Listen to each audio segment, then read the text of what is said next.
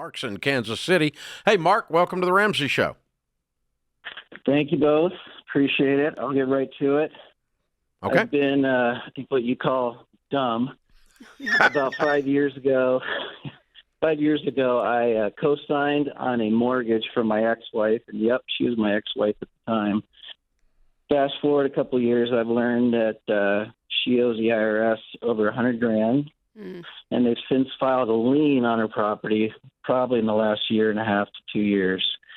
So somehow she manages to live check to check, and the kids are going to start falling off from child support, and I don't know how she's going to make it and what implications that has for me in this whole scenario. Wow. Yeah. You're right, dude. You stepped in it. Oh, Yep. man, I'm sorry. Okay, first I have to know what story could possibly be told to you to make you co-sign for your ex-wife? Because by definition, she's man. ex. You're not going to make me tell you this. I just the three kids and the violin was playing in the background, I think, and maybe caught me at a weak moment. Sweet Mark. You know, I'd heard of You're just Ramsey, trying to be a good but I dad. wasn't maybe the. Yeah. You thought you were doing Yeah, good. You thought you were doing good for You're your trying to help your You thought you were doing good for your children. kids. And she's the mother of your children. Okay, we'll try to cut you some slack here. I appreciate But it. we'll still put the action in the dumb column. I agree with your opening statement. All right. Anyway, now we're there. What do we do? No sense in throwing everybody under the bus. Let's just keep rolling. What do we do? What do we do? What do we do? Okay. She cannot refinance and get you off because she has an IRS lien, unless you can get the IRS to subordinate. And with it being such a large lien, there's a possibility they would subordinate. She would have to qualify for the mortgage on her own, and the IRS would have to agree to subordinate, meaning they agree to stay in second position and put a new mortgage in front of them instead of the old one. I've gotten them to do that in negotiations. It's rather lengthy, but she's got to qualify, and it doesn't sound like she can. Not a chance. Now, selling the house is very, very difficult. However, the first mortgage is how much? $460. What's the house worth? I think at best $850. When do the kids age out of child support? Over the next 3 years. How much money do you have? 1.6. Half of that's in retirement. Okay. When I do something stupid and it costs me money, I call it stupid tax. Oh, boy, I've heard this before. So I think you're getting ready to write a stupid tax check at some point in this equation.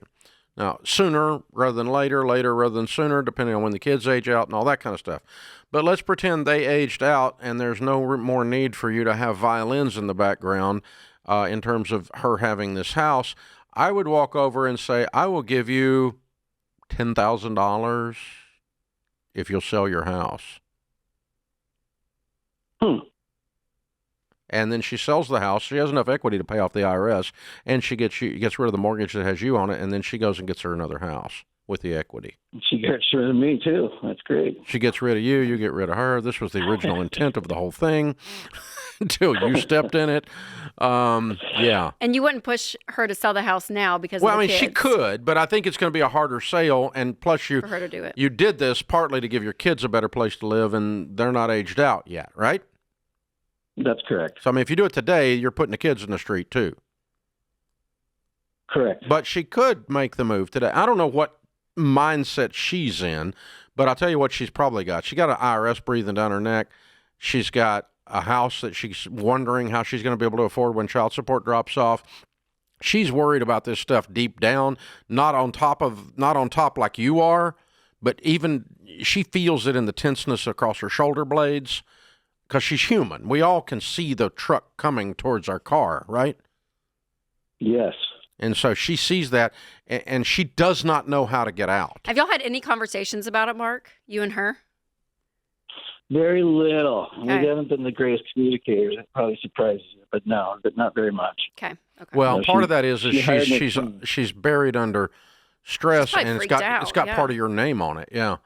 So, I would just sit down, if you can have a conversation, if it's possible, and just say, hey, here's an idea, and I'll help you one last time. If you sell the house, you get rid of me and the IRS, and you've got enough equity to go get you another house. You can either do that now or you can do it later, and I'll write a check to help you do this because it gets me off the mortgage. Because it's worth 10 grand or 20 grand if you got 1.6 to get rid of this contingent liability, this co-signed liability. Because if this thing goes belly up, she's going to get foreclosed on, and you're going to get to ride with her. Because you can't stop the foreclosure, because you can't force the sale of the house. The only good news in this whole story is the house has enough equity to take out the IRS. It needs to be sold for her sake. Got it. And it blesses you in the process. That's right. So let's dangle some kind of a carrot that causes that to happen now or when the kids age out. I don't care which, but sooner the better, because I got a feeling this is...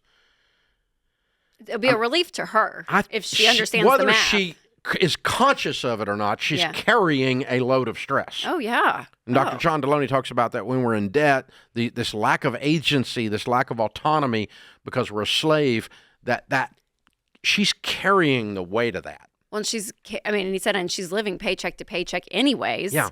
Well, and then you have a lien on the house from the IRS. I mean, like, and the last thing you want on your list of things to do is to deal with the KGB. I mean, the IRS. It's just they are not.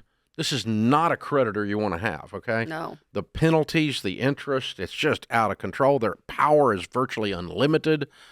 In this case, I've seen a few times, not often, that they'll actually come in and force the sale of the house to get their money. To get the money. Mm. And if she doesn't do something with this lien, eventually they'll get around to that. Now, they're not exactly efficient, but eventually they'll get around to it.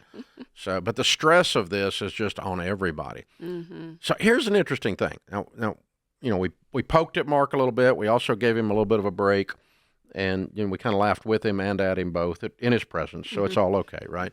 But because we've all done stupid stuff. But the thing is this. There's a couple of things here that you can take away as a money principle. Sometimes doing what it feels like is you're trying to help someone, but you're doing it in such an illegitimate way, you end up actually hurting the person you're trying to help. Co-signing does that every time. There's actually a proverb in the Bible that says only a fool co-signs for another. The contemporary English version says if you co-sign for someone else, you're stupid. It's in the Bible, okay? So, so co-signing is an illegitimate way to help someone, meaning if you don't have the money for Junior to get a car and you co-sign for Junior to get a car, you are stepping in it. For sure, when it's your ex-wife, you're stepping in it up to your knees. You need boots for this walk. Unbelievable, man. For sure. And sometimes when you give someone some money, even without a debt or without a co-signing involved, and it's enabling to buy something they can't afford. The behavior, right. Then my daughter needed a house and I gave her the down payment, and now she's got a house payment that she can't afford. How many times does that happen? Like every week on this show, a well-meaning parent. So you got to be careful what you're participating in, because enablers are the nicest people in the world. They're sweet people that don't know how to say no. And then they enable bad behavior. And so while you were trying to be a help, you end up being a curse in their life. With money. You had dollar signs on it, too. A curse with dollar signs. Yeah. And Mark, that's not aimed at you. That's just aimed at all the things all of us have done, like what you did.